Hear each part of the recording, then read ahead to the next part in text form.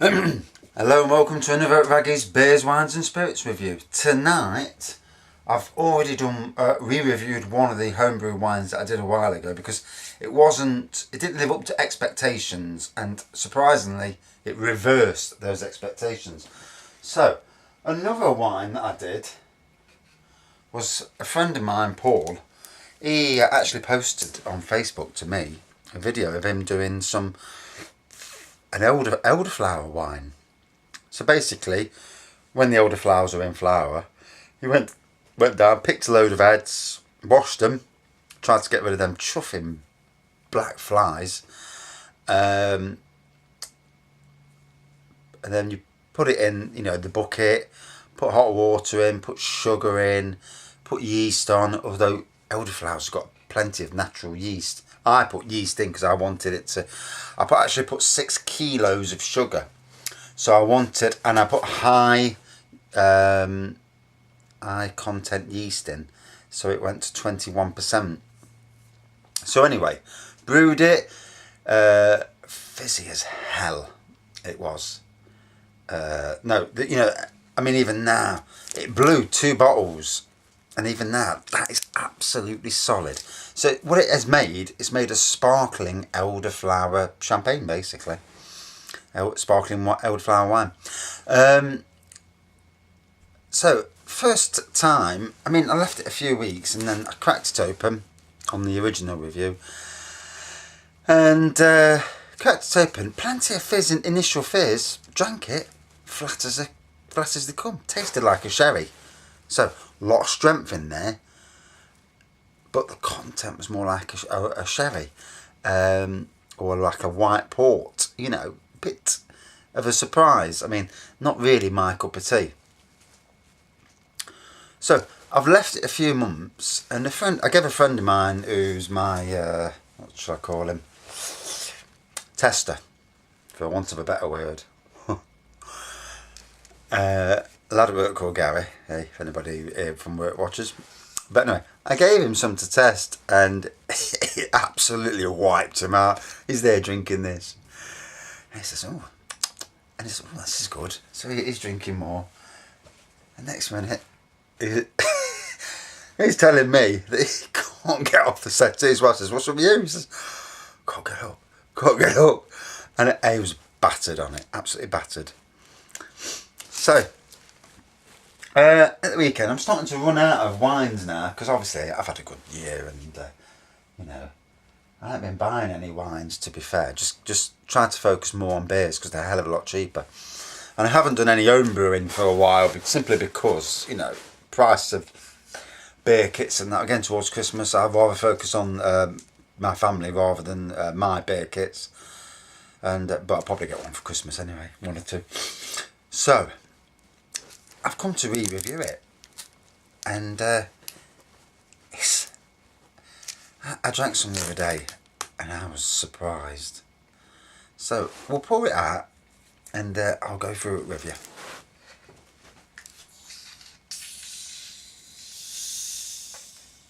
So not as fizzy as you would expect when you open the bottle, because sometimes these, and it's starting to now, the carbonation, and a strong smell to it as well. Carbonation's starting to come up. All this sediment at the bottom basically turns back into, starts the carbonation off. Don't ask me why or how it does it. I'm not sure of that myself. But yeah, it's starting to fizz up a treat now. You can see the carbonation. I don't know if you can see that on video, because obviously it's a naturally cloudy, I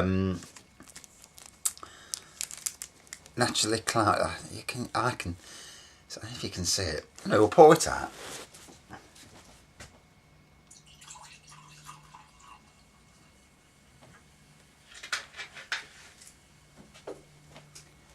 So straight away, it fizzed up then, but it's disappeared a bit now.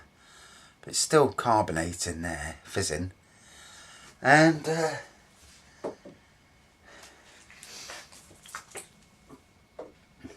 it's not the easiest wine to make, I will say that, because of the faffing about I had with getting rid of them blooming black flies. In the end, I had to chuck them into the I chucked the flower heads into the fermenter, and there were still black flies in there, which worried me with the, you know, if it was going to harm the beer, wine rather.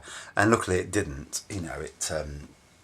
But I had to sieve it twice to get rid of any issues, because obviously I'm drinking this, so I don't want anything in it, you know. So yeah, you can still see the fizz coming up.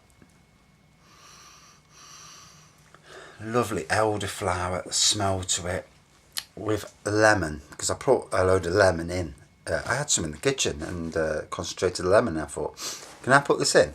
I read it on the back and it didn't seem to have any ingredients that cause harm, so I dashed the bottle in.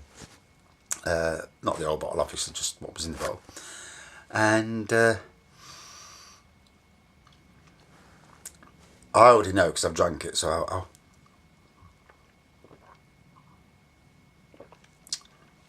so in the mouth, really fizzy. Not champagne fizzy. You wouldn't expect that from a homebrew product.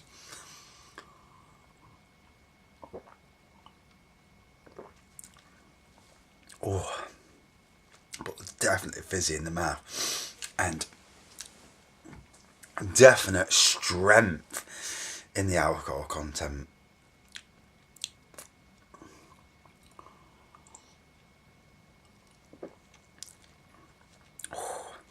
I gave someone this morning a sip of it just to let them see what they think, and he had a sip. And it was, bloody hell! He says, "That's strong, isn't it?" And yeah, it's got some woof to it. So for that's turned out to be a really nice, quirky, sparkling white wine, you know. So the elderflower heads cost me nothing. 6 bags of sugar. Yeah, well, 6 bags of sugar, and that was £3. 3 2 litre, yeah, 3 2Ks, yeah. So £3. Yeast, £2.50 for the yeast.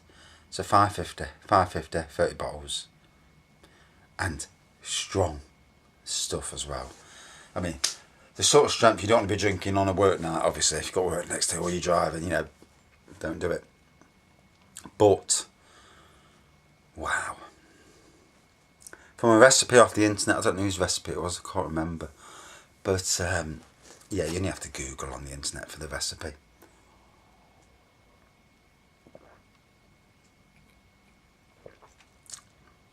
So the reason for this review, the initial review I did, I tasted a port sherry. Had no fizz in the mouth feel, you know. There was an initial fizz, died down, disappeared, just went. This one, the fizz died down, but in the taste, what you're tasting, it's still there. Whereas the other one was flat, basically. And it's, you know, it's like a hazy white wine, you know, slightly cloudy, but very drinkable and very strong, you know. It's not for the weak. It's not for them who don't drink wine very often. Oh. Oh. Wow. That's a small glass and I can feel it, you know. Is it something I'd make again? No. No, I won't go down that road again. I couldn't stand washing them chuffing black flies off. It took nearly half an hour of washing and I still never got rid of them. But, you know, as the experiments go, it was well worth doing. So, out of 5. To make your own sparkling white wine, sparkling champagne from, you know, from ingredients just picked from a field. What can you say, you know? Fantastic. Whilst it's not obviously not going to be commercial quality or match most of the commercial beer kits, it still is decent. So I'm going to give it a 4.1 out of 5. Yeah, very good. And looks like I've got a mission to drink the rest of the bottle, but not tonight. Don't want to be out tomorrow. Thanks for watching. See you soon.